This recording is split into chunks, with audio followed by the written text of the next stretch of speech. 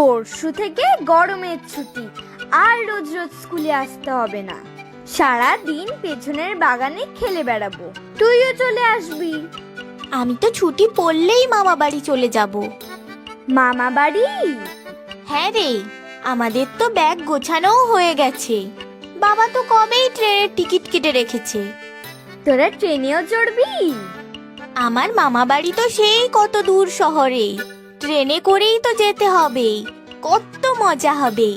আমার আরো যত মামা মাসি আছে তারাও তো গরমের ছুটিতে আসবে।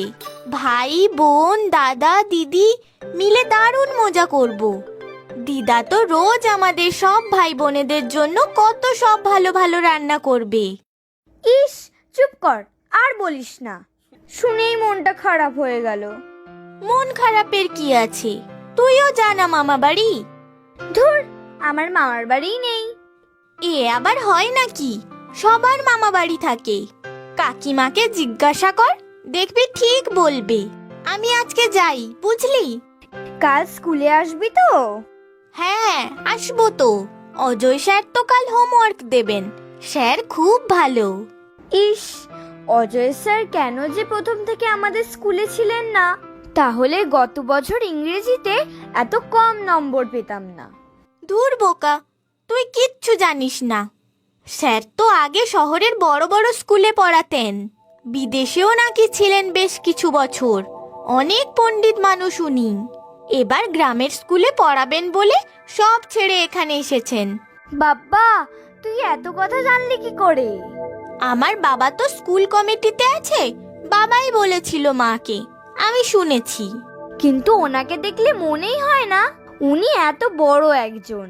আমাদের সবার সাথে কত ভালো ব্যবহার করেন, একটুও বকেন না। কিন্তু এবার আমি বকা খাবো মনে হচ্ছে। মা খুব বকবে। চল চল বাড়ি চল, কত দেরি হয়ে গেল বলতো। হ্যাঁ চল। আসবো স্যার? কে? মৌ, এসো এসো। আমার হোমওয়ার্কের খাতাটা স্যার। দাও দেখি।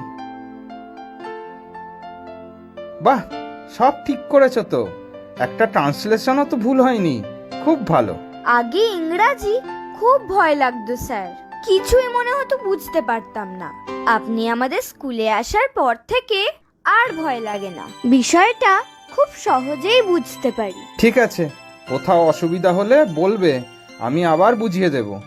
কোনো অসুবিধা হচ্ছে না স্যার, আপনি ক্লাসে যেভাবে বুঝিয়ে দেন পুরোটা মনে থেকে যায়। খুব ভালো। ভালো করে পড়াশোনা করো তোমরা, এইটাই তো চাই। আমি আসছি স্যার। হ্যাঁ যাও, আমারও ক্লাস আছে। কাল তোমাদের গরমের ছুটির সব হোমওয়ার্ক দিয়ে দেব।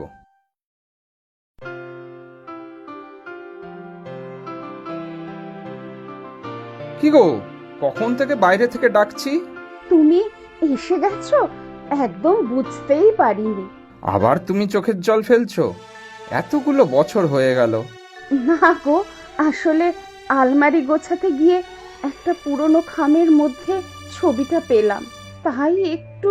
যেটা নেই সেটা ভেবে কি লাভ বলো তো? না গো না, আমি আর ওসব ভাবি না। তুমি হাত মুখ ধুয়ে এসো, আমি চা জল খাবার দিচ্ছি। পুরনো জিনিস আঁকড়ে থেকো না স্নেহা, কষ্ট ছাড়া আর কিছু পাবে না।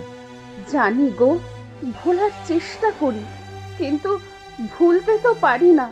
বারবার সব